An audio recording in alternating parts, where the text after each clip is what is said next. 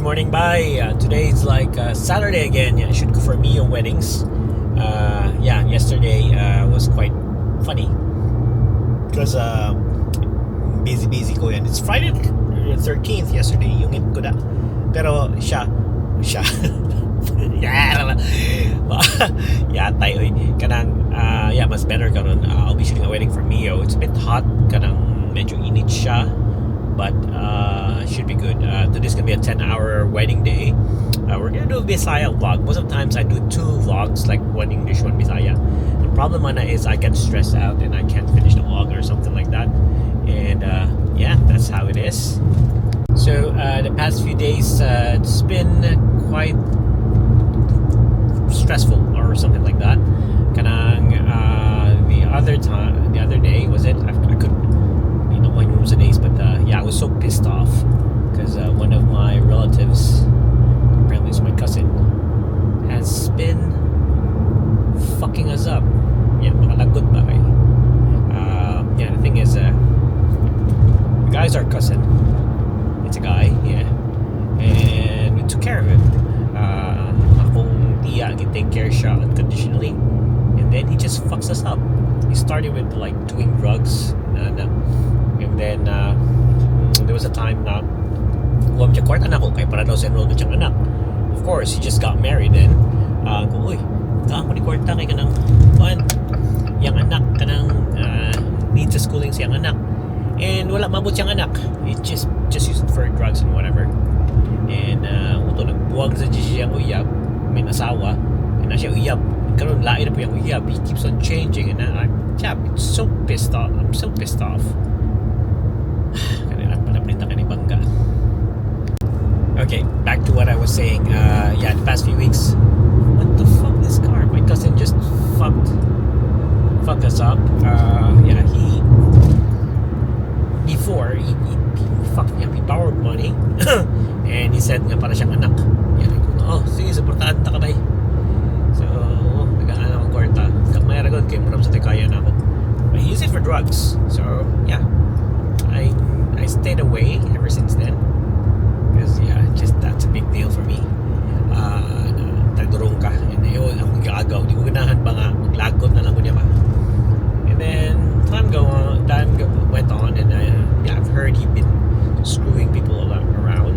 The worst thing is kanang ang akong tiya, akong auntie na mo'y nag-take care niya ever since pagkabata, taking care of him unconditionally.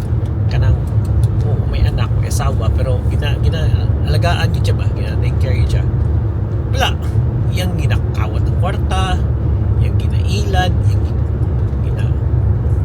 karon ginagawa niya ang property. And the problem right now is he's been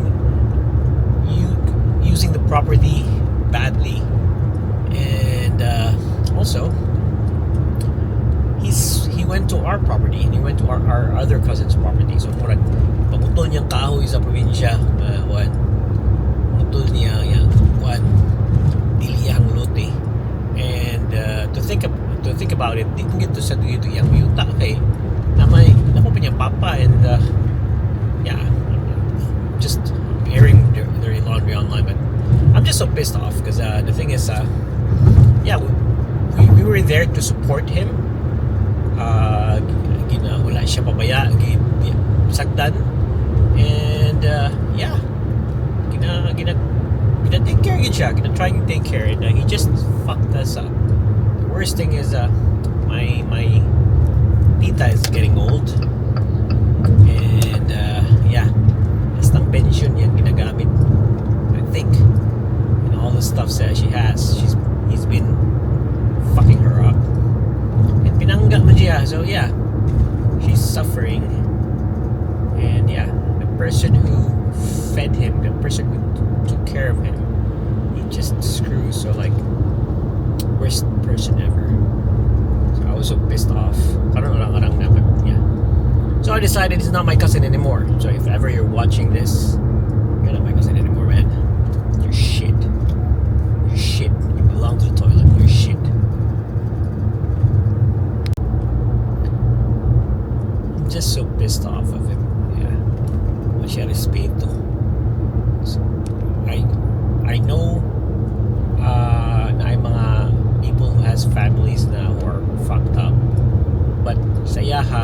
self-inflicted. I don't know. Could be mental health, but the thing is, yeah, no normal person would ever do harm to somebody who took care of you since you were young. Since gamay pa ka nga bata, since pag skwela nimo, there was only one person who like was there through thick and thin, and you just fucked her up. So you're not my cousin anymore. Fuck you. Ala na kasi buhay. Ginaunsa ka diha. Suffer the consequences of your actions, whatever it may be. Yeah. The worst things is makahuna-un na dautan ba? And I don't like that. I don't want that. Pero at this point, he made me think that. Made me think, may tag na bati na hitabo sa iya ha. Baan, nanamunta siya.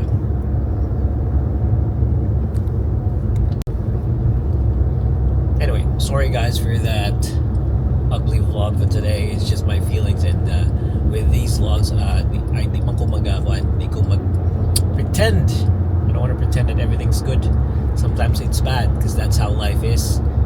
And so disappointed and so pissed off.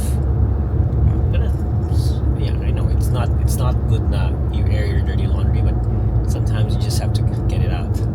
And I'm not seeking wala ko nagasik ko kanang kuan ninyo, kanang sympathy, or I'm not seeking you guys like, yeah, I was going to support you, this is what you do, but this is just my feeling, man. Feelings are feelings. You don't have to react to it, you don't have to support it. They are feelings, and I feel so pissed off. Anyway, let's just switch to one right now. I'm gonna head out now. Habit na, I'm like 27 minutes away from my destination. Yeah, we're gonna be shooting a wedding with Mio today, and yeah, hopefully it's gonna be fun. And also hapon is Friday the 13th. Went out to check out kind of mga suppliers ka, diba? Ayan, kibaw nakaon sa takatahi, wala, di ko ganahan magasto, but my good buddy Bryce, he nagkuha siya meal for 4, and nagkit siya kong kaon na to. It was a good meal. Yeah, thanks Bryce, appreciate you bro. Appreciate you bro. Anyway, yeah, let's see how we go. I'm gonna continue driving kay madak pa niya mag-vlog, drive, but I'm gonna continue vlogging later. I'll try. And yeah, camera's at a weird angle, which is down there kay kuan man maulang. Nagtago-tago man ko ng vlog karon. Anyway, I'm like 4 minutes away, which is around 2 kilometers away from my destination. Yagi kog bunnings kanina, pat kog screw kay na ang akong mga takob sa akong nag-ayo di ko sa akong lights kanina sa akong kaning jeep kay nautan ng daylight running lights. So nihapit kog bunnings for some screws. And kung mapit kag bunnings gani kanang bunnings murag hardware, murag is hardware ba, or murag kanang construction, mga DIY stuff, or mga inana building stuff. Namnas like sausage sizzle every Saturday. Nang sausage pa niya tikaan niya, ibutang sliced bread, ibutang onion. So I had to buy it because gusto ko pamahaw. But wala na ako ma-film kaya I was so busy with everything else. So yeah, that's why. Anyway, doon ako sa house. Let's see how we go.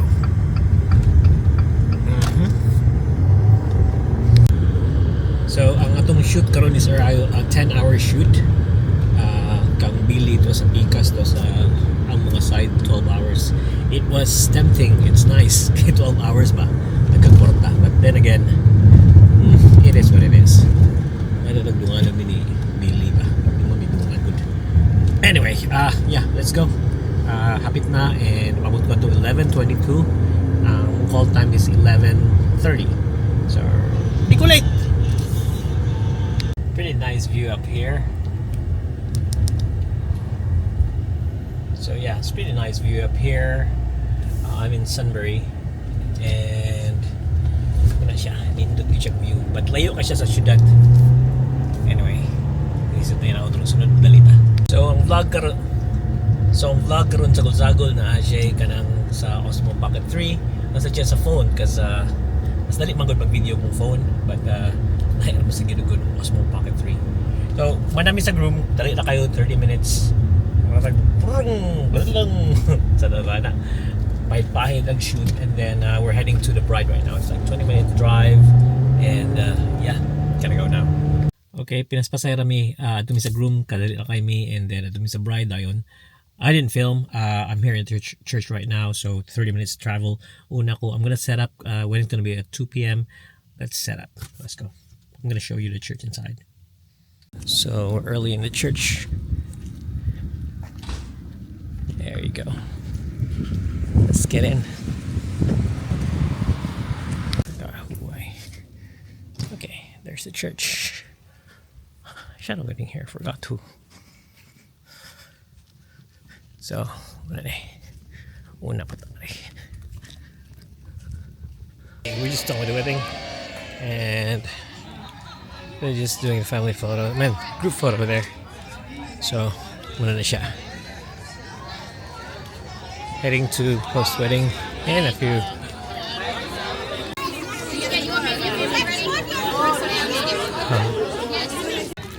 So this is the car. Yeah. Quick feedback for this transmitter. Let's go ahead and the white. Quick feedback on the transmitter. This is the wireless mic 2. It's very tiny. It's very good. Problema lang niya is whenever you try to turn it on or record, hindi siya mo vibrate. So di ka kabaw nga nag-record ba siya, and di siya internal recording. So that's fine with me. Pero the worst thing is mag-charge ka ni na siya dock. And kung wala ka tong case, katong complete set, yan dock is nagalupad, hanging. So you just you have to put it on a kanang sakto nga place kay para di siya matagak. Magnet lang siya pero lisod hassle siya pag charge. Katong usak transmitter, katong wireless mic na siya kanang USB-C. So i-plug na ako sa USB-C, ma-charge siya. Kani hassle lang kung charge. So I'm going back to basic microphone. So gitapon ako butang sa mga clips nga may pang video ng adlaw. So una ni si Kuan, isa ito pangalan niya. Basta kani siya. Kauban ako DJ. So muna siya. Till next time. See ya.